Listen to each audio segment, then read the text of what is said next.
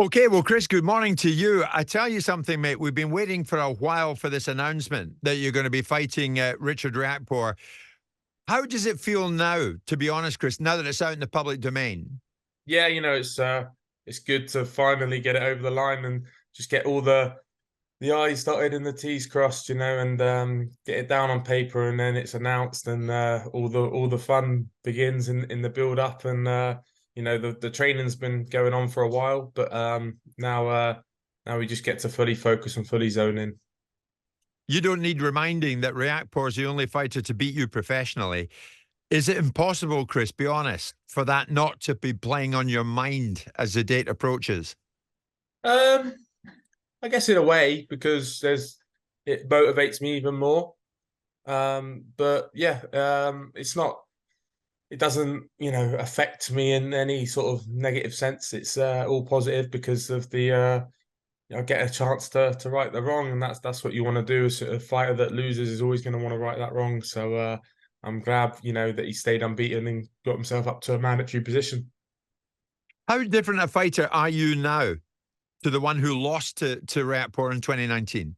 Yeah, I'm completely different. Even just as an athlete, I was always, physical the way I box, but we watched our fight back in Sky Sports the other day, like the highlights of it, and I just looked like a boy. The size difference is crazy compared to what I am now. I look like I'm a weight division different, but yeah. So that and obviously everything else that goes with it, the confidence. That was my first 50-50. The experience I've had since in those big fights. So yeah, it's a completely different fighter. Interesting. How different is he, do you think, since that fight in 2019? Yeah, he's different. He's more polished now, I'd say. He's got good, a lot more calm in the ring. He sits down a little bit lower, less erratic. So yeah, he's improved as well in areas. It goes without saying that as the fight approaches, you've got to be mentally right, and I'm sure you will be. What do you think, Chris, you need to bring on the night so that you can fully exploit any weaknesses that he has?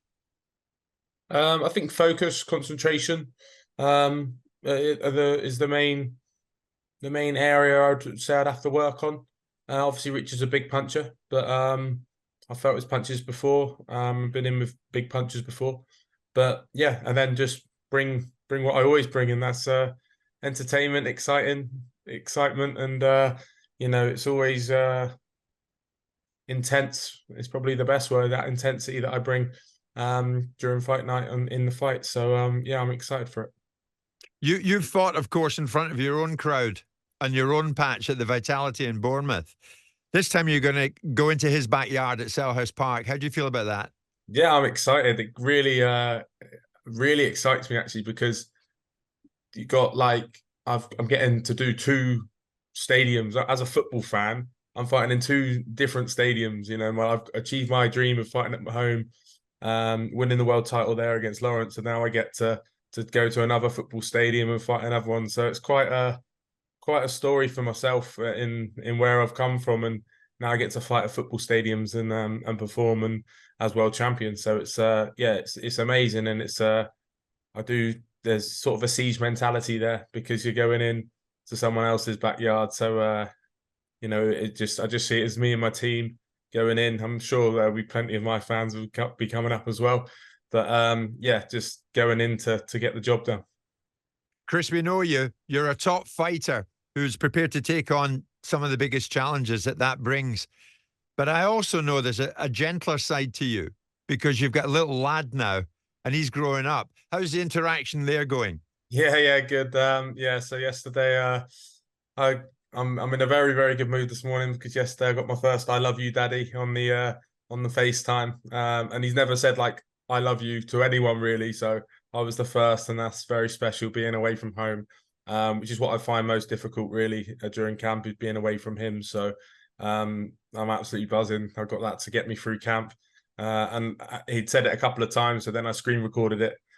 So I've got that. If I ever get lonely up here in London, I can always just watch that back. So yeah, I'm absolutely buzzing. Chris Riakporhe will be thinking you're a big softie. He knows that. He's already shared 10 rounds of a lesser version of me, so I'm sure he'd be a fool to think that.